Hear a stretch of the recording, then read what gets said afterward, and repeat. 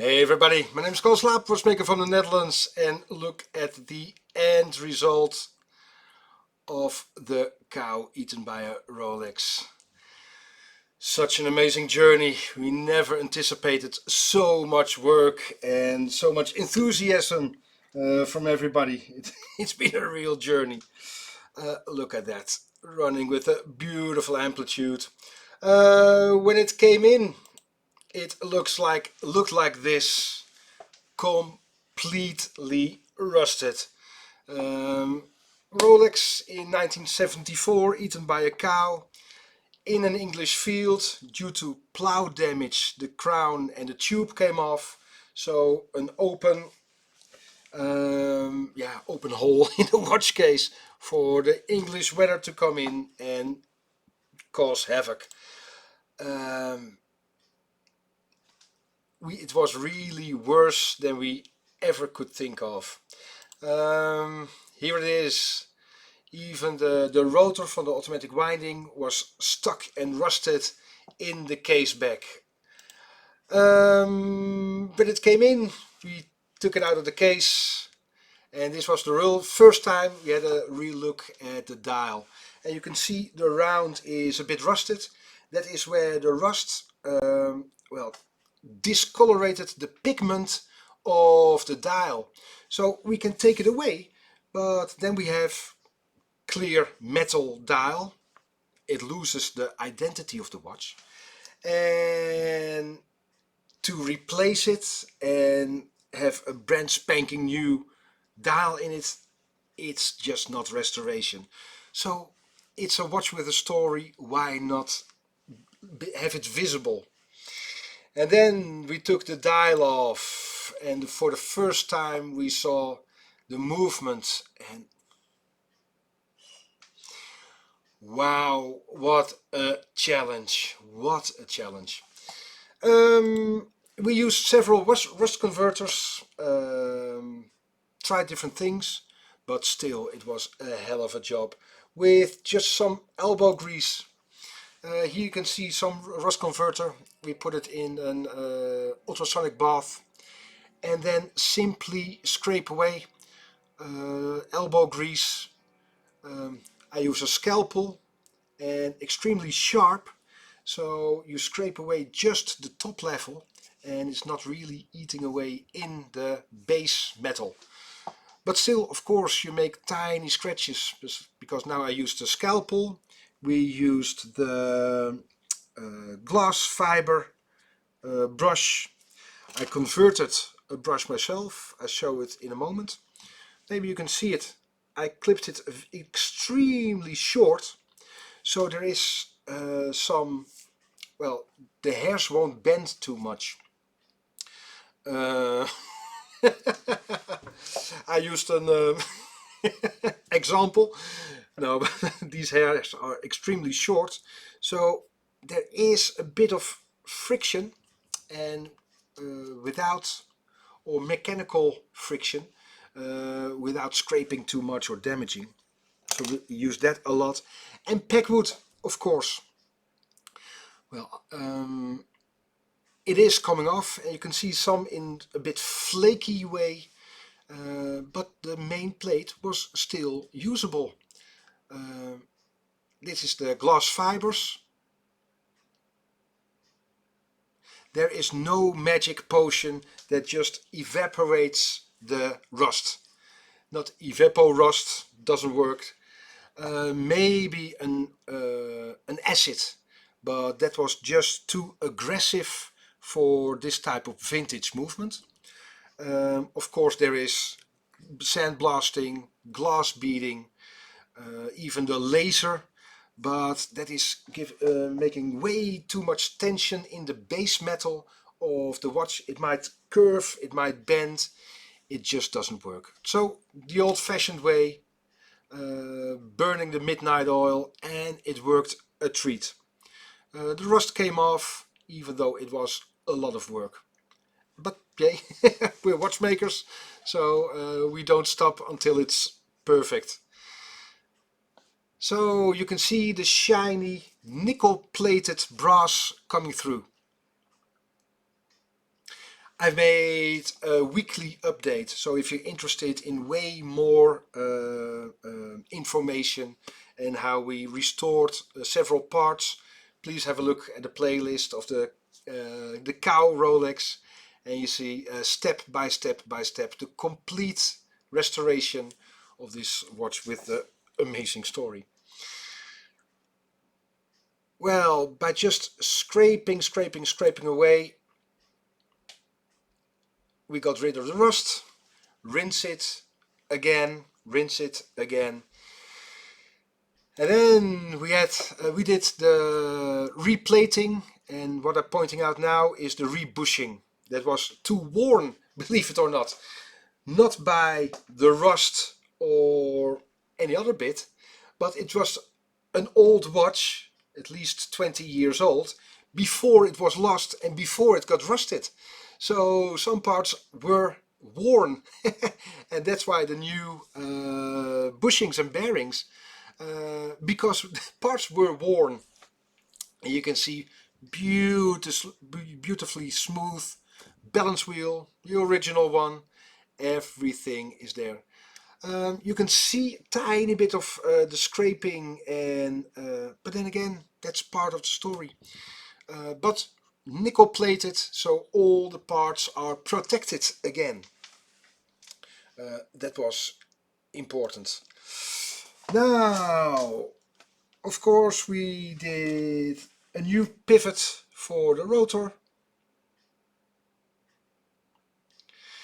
We sourced a crown from exactly the same period, screw down crown, all working nice.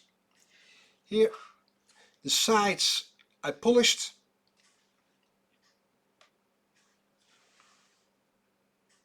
Especially Rolex cases, you can polish them perfectly again. There, the dial.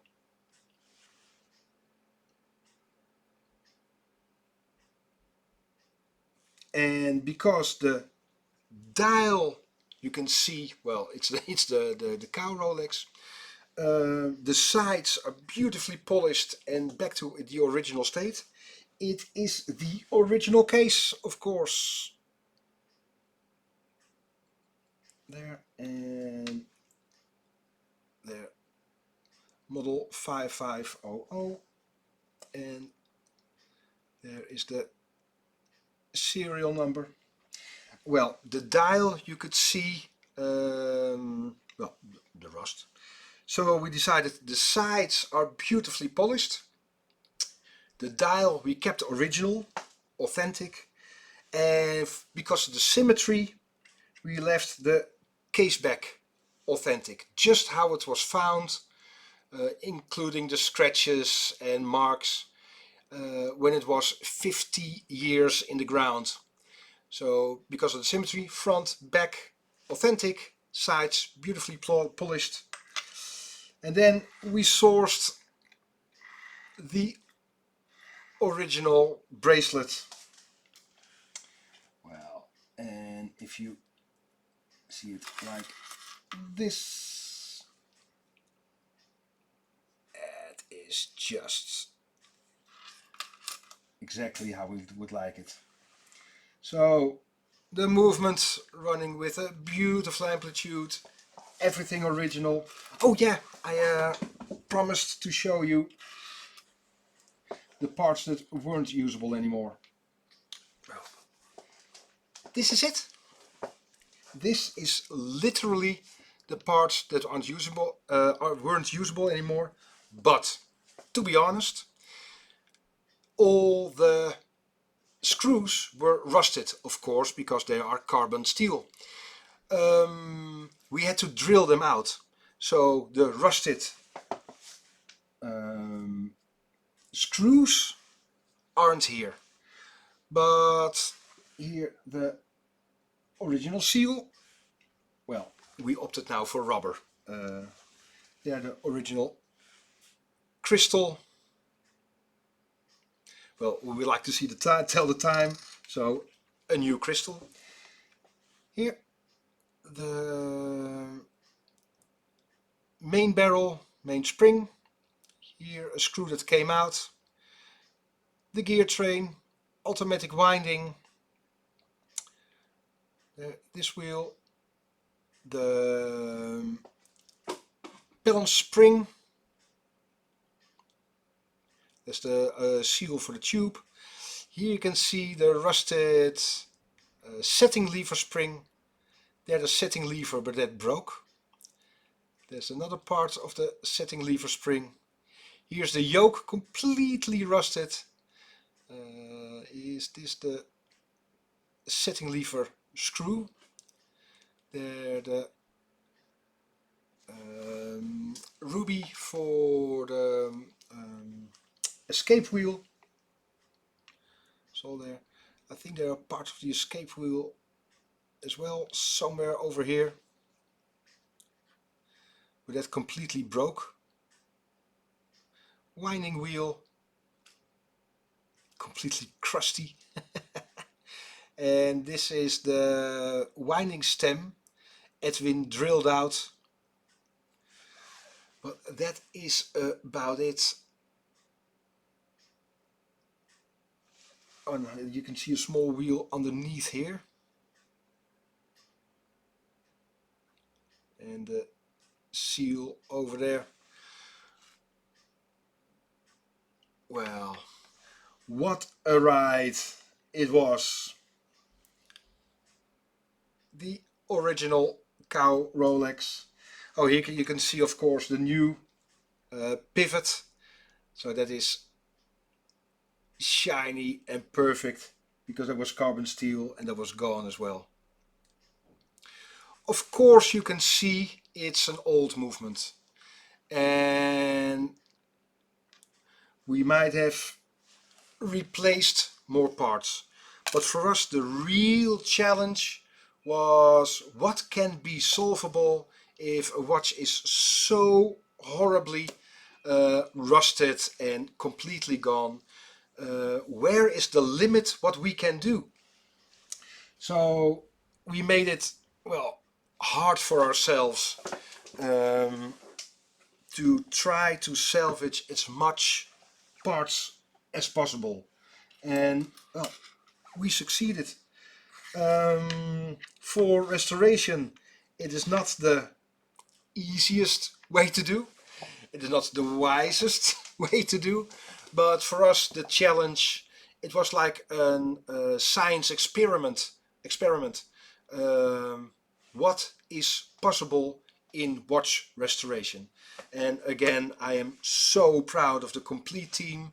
Everybody put in the effort, and it is running again. And coming Sunday, it is going to the Steel family with the team. We are going to the UK, and we are returning the watch and meeting the Steel family, and we're really looking forward to that. So, an insane adventure, but look at the end result. All of you, thank you so much for your kind words. Please leave comments. I read every single one of them.